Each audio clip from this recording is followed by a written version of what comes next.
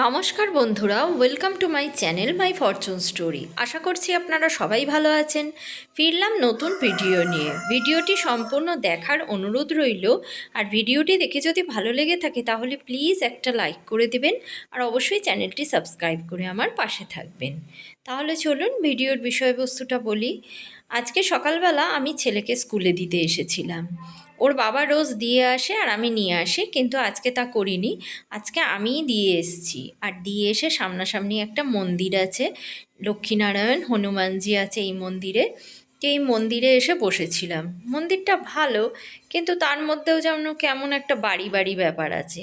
যাই হোক, তবুও সেসবগুলো আমি আর তুলিনি। এরই মধ্যে বাড়ির সব কিছু এগুলো আমি সব বাদ দিয়েই তুলেছি, কারণ মন্দিরের সম্মান মন্দিরের মতোই রাখা উচিত। তো এই রকম সামনে এসে আমি কিছুক্ষণ মন্দিরটার সামনে আরও কয়েকজন গার্জেন বসে রইলাম। তারপর ওদের স্কুল আজকে একটু তাড়াতাড়ি হয়ে গিয়ে মানে ক্লাসটা তাড়াতাড়ি হয়ে গিয়েছিল। আর দেখুন, বসন্ত উৎসবের জন্য কি সুন্দর করে সাজিয়েছে। বাচ্চাদের ছোট ছোট হাতের ছাপ নিয়েছে। এই ছাপটা না ওদের অনেক দিন আগে নিয়েছে, কারণ ও যখন বাড়িতে এসেছিল আমি ওর হাতে অরেঞ্জ কালার দেখেছিলাম।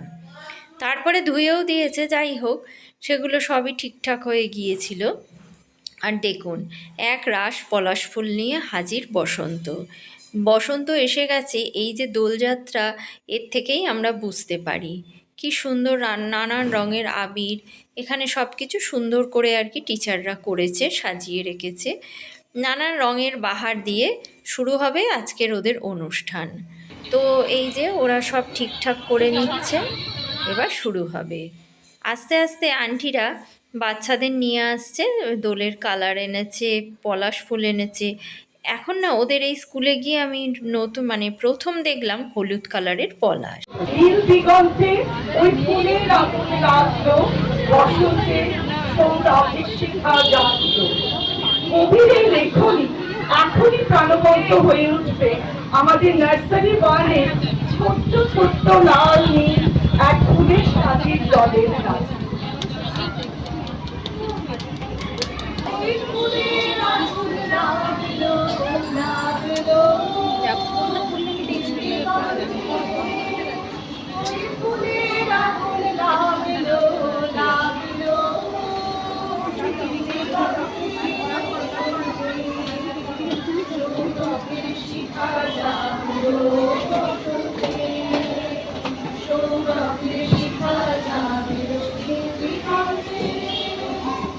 ওই ফুলের আগুন লাগলো লাগলো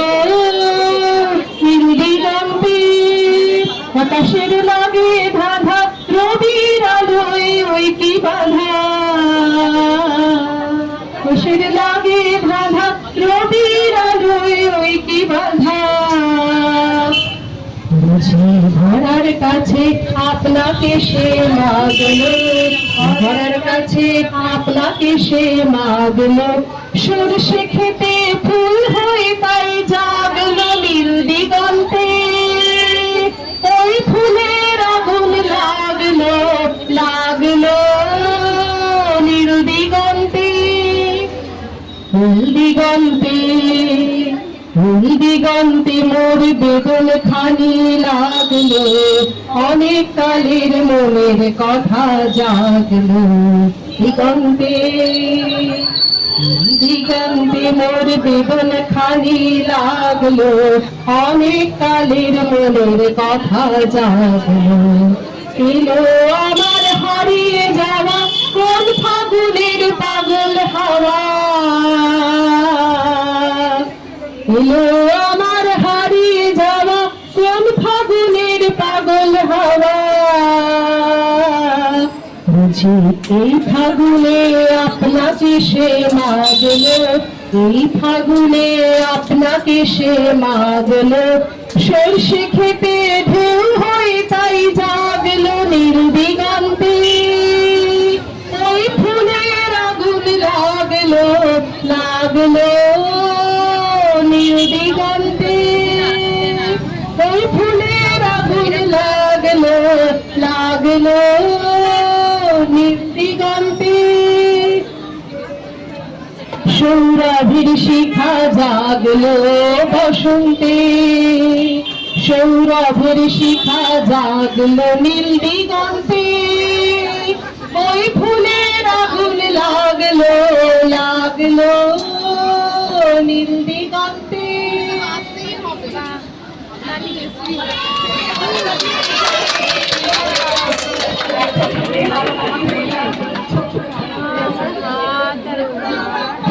ওদের নাচ হয়ে গেল, এবার ওদের টিচাররা আর কি লাইন করে ওদের ক্লাসে নিয়ে যাচ্ছে। এর মধ্যে আমার দিব্যসোনাও চান্স পেয়েছিল।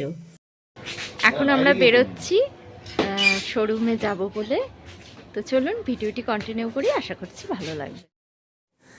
সকালবেলা যে অনুষ্ঠানটা হয়েছিল সেই অনুষ্ঠানটায় আমার দিব্যসোনা চান্স পেয়েছিল বসন্ত উৎসবে ওর স্কুলে। ওর স্কুলের আন্টি আমাকে কিছুদিন আগে ফোন করে বলেছিল যে আপনার ছেলে অনেকের মধ্যেই কিন্তু চান্স পেয়েছে, অনেক স্টুডেন্ট তার মধ্যে কয়েকজন চান্স পেয়েছে, তার মধ্যে আপনার ছেলে আছে, ওকে আপনি ভালো করে শেখান। তো দেখলেনি কেমন ডান্স করলো, আর কী বা বলবো, বাচ্চা যা পেরেছে তাই অনেক। তো ও পারফর্ম করেছে, এটাই অনেক। আর বিকেলবেলা আমরা তিনজনে মিলে চলে যাচ্ছি একটু গাড়ির শোরুমে, মানে ওর বাবা একটা স্কুটি কিনবে সেই শোরুমে।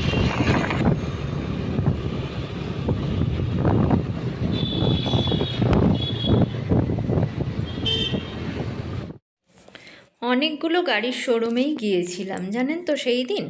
তো প্রথম শোরুমে এলাম, এই জায়গাটা যেন কীরকম আমার ঠিক ভালো লাগছিল না, এমন কিছু গাড়ির স্টক ছিল না, নতুন নতুন কয়েকটা মডেল জাস্ট এসেছিল। ওর বাবা অন্য একটা মডেল নিতে চাইছিল, কিন্তু আমার এইগুলোই না বেশ পছন্দ। আর এই গাড়িগুলোর দামও বেশি, কারণ কি এর সিটটা না পুরো প্লেন, এতে করে যে পিছনে যে বসবে তারও কোনো অসুবিধে হবে না, আর তিনজনে আরাম করে বসা যাবে।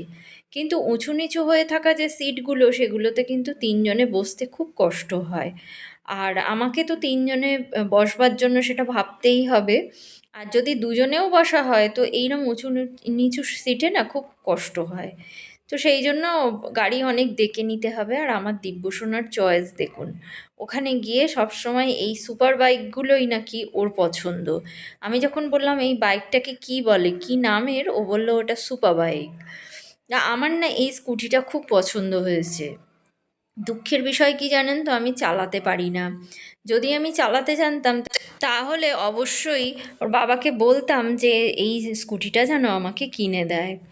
তো যাই হোক, চালাতে পারি না, এটা দুঃখের বিষয়, কি আর করব। তো ওখান থেকে এই স্কুটিগুলো পছন্দ করলাম, দেখলাম। আমার দিব্যসোনার না সব সময় হাইফাই দিকে নজর, ওর বেশ চয়েসটা ভালো এখন থেকেই আমি দেখতে পাচ্ছি। এই স্কুটিটাও ওর খুব পছন্দ হয়েছে, এটা নতুন লঞ্চ করেছে আর এটার দামও একটু বেশি। তো সুজুকিতে এলাম, তারপরে একটা মাঝে এলাম এই যে টিভিএসে, এইখানেও দেখলাম এই শোরুমে কিন্তু অনেকগুলো আর কি অপশান ছিল। তো ওর বাবা ঘুরে ঘুরে দেখলো, আমি যখন বললাম, ওর বাবার অন্য মডেল ছিল পছন্দ, কিন্তু আমি যখন বললাম তখন ও এই গাড়িগুলোই দেখতে শুরু করলো। দেখে অনেকগুলোই এখানে অপশান আছে, কোনটা নেবে আর কি চয়েস করছি আমরা দেখে দেখে। আর আমার দিব্যসোনার তো সবসময় এই সুপার বাইকগুলোর দিকেই পছন্দ। ও দেখে বলছে, আমি ওকে বললাম যে কোন কোনগুলো পছন্দ দেখো। ওর সবসময় গিয়ে এই যে ওর কালার কম্বিনেশনটাও খুব ভালো, কালার কম্বিনেশন করবার লেভেলটা আর কি ওর খুব ভালো।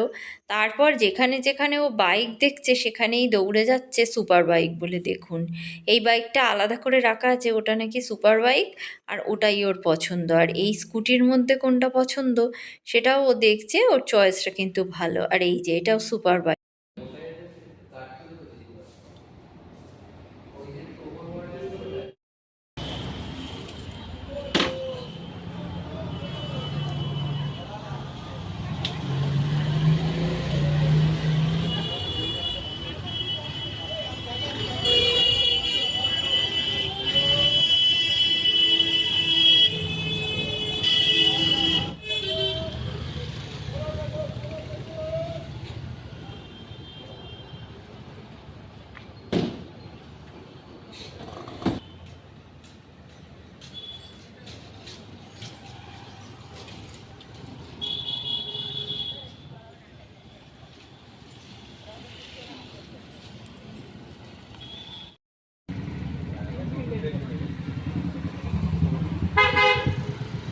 এটা কলমই দেখলাম তো আছে, আপনি চাবি বন্ধ করে দিন তাও আপনার হেডলাইট অন থাকবে।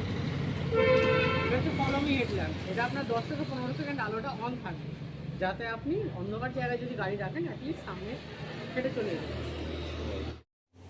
হাজব্যান্ডকে ওরা বলেছিল একটু টেস্ট ড্রাইভ করবার জন্য, তো ও প্রথমে রাজি হচ্ছিল না। তা আমি বললাম করে দেখেই নাও, তো তাতে করে তুমি সিলেক্ট করতে পারবে যে কোন গাড়িটা নেব। তো একটু টেস্ট ড্রাইভ করে এলো, আর ওকে বোঝাচ্ছিল যে এখন নতুন আর কি এই ভার্সানগুলো হয়েছে কি আপনি স্টার্ট বন্ধ করার সঙ্গে সঙ্গে গাড়ি যে এগিয়ে যায় এইগুলো হবে না, অনেকক্ষণ লাইট জ্বলবে, এইসব ফেসিলিটি।